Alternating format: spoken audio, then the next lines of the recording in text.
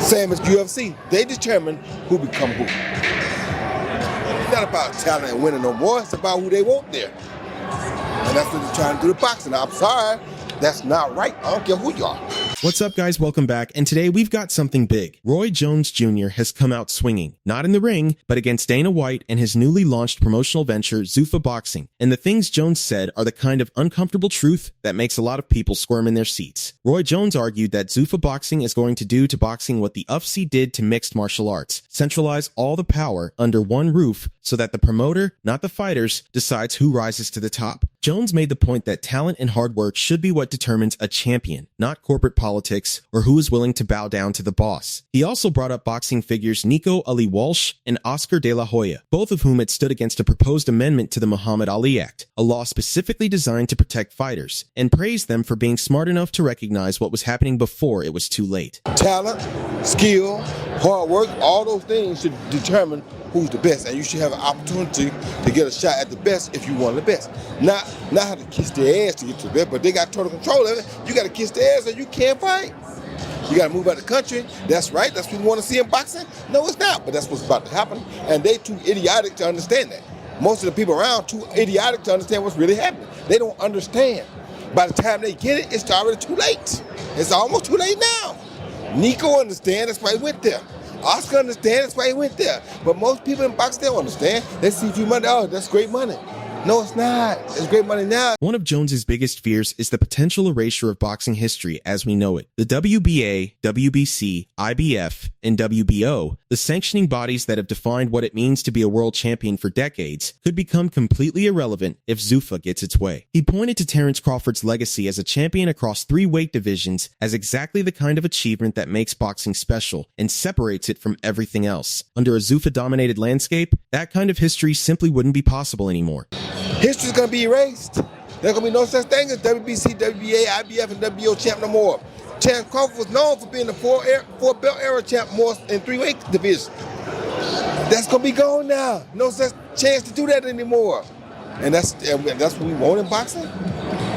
So we're gonna kill the history to make it look like UFC? Nah, make it out of here with that, bro. Now, Dana White, being Dana White, didn't sit quietly. He fired back in his own interview, defending how Zuffa treats its fighters and pushing back hard on Jones's criticism. White argued that the fighters who have worked with his promotion would describe the experience as professional and respectful, and that causing disruption in any industry is always going to ruffle some feathers. When Roy says something like you got to kiss their ass to do this and that, I think that if you asked any of the fighters, you know, they would tell you that we treat them very well, treat them like professional athletes, and any of the interactions that I've had through Ish and Harrison has been nothing but respectful, and so I don't know where that's coming from, but I do like Roy, and but everybody's entitled to their opinions, and I'm sure when you come into a business and you start to cause disruption, you're going to ruffle some feathers.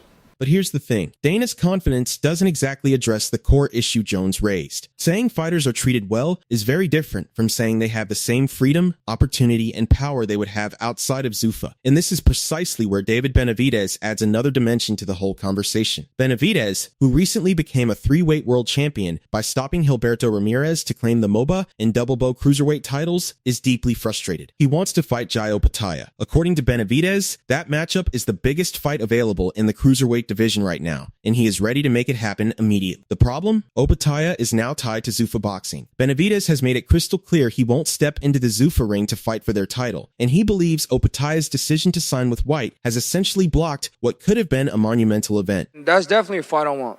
Like I said, I'm not scared of nobody. This is Monstro's world, and if he wants to get that fight, we get that fight. I don't know why he went to Zuffa.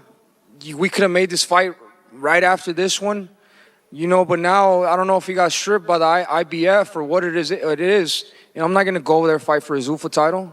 But, I mean, I don't know. I mean, I think that would be a great fight to make in the future. And, I mean, I respect Jai Opetaia a lot. He's a great fighter. And I think he has to come back over here to make these fights happen because, you know, we can't make no fights in Zuffa. So that's what I wanted to secondarily ask was that, do you feel like fighters are losing their power by going over to Zuffa? I think that I mean, yeah, I think they definitely are losing the power. I mean, it's just a lot of politics in that. You know, I think Dana White has showed that he doesn't want to do fights with PBC, DAZN.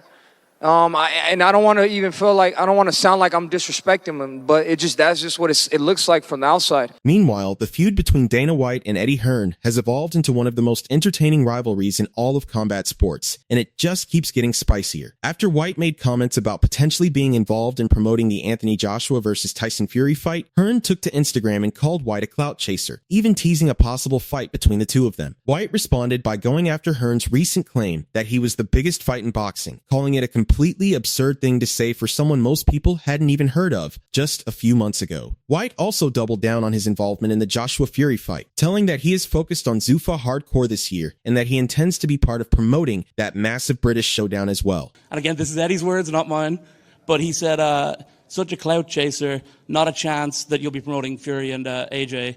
Contractually impossible. Let me know when you find your balls.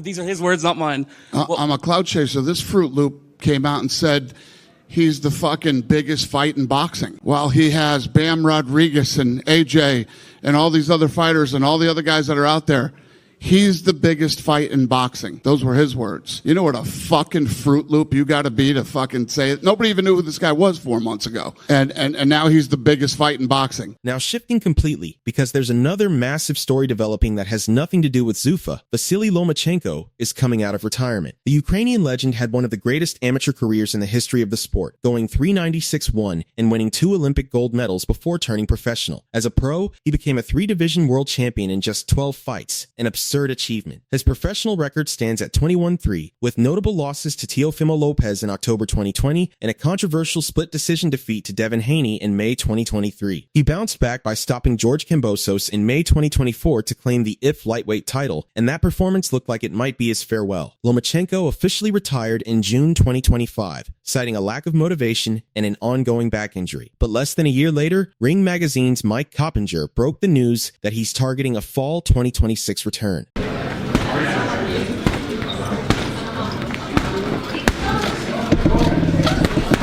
The reaction came fast. Devin Haney welcomed him back warmly on social media, and Shakur Stevenson, who has been calling for this fight for years, reacted with visible excitement. Stevenson is currently looking for an opponent, and a showdown between two of the most technically gifted lightweights alive would be a dream fight for purists. Gervonta Davis is also reportedly back on the table, given that talks between him and Lomachenko broke down before the retirement due to that back injury. Either fight would be absolutely special to watch, and both would do serious numbers. Loma, fight me for your first fight back. Come on, let's do it, Loma. Fight me, Lomachenko. I come to Ukraine. That's a great fight. I go to Ukraine. You know what I'm saying? He about your height too. We good.